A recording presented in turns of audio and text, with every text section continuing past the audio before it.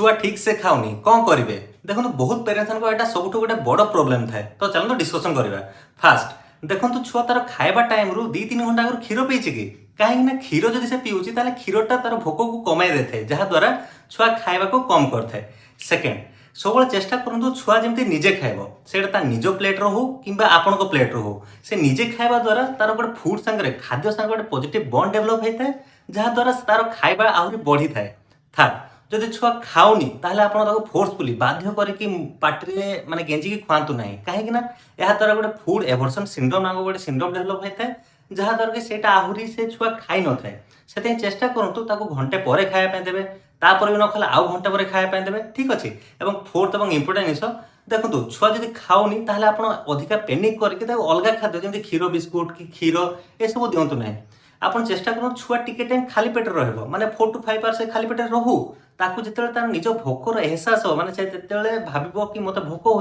निजे निजे आसिक खाइब आप सब स्टेप्स देखो 8 to 10 दिन छुआर भोकटा इम्प्रूव हो जाए ठीक अच्छे।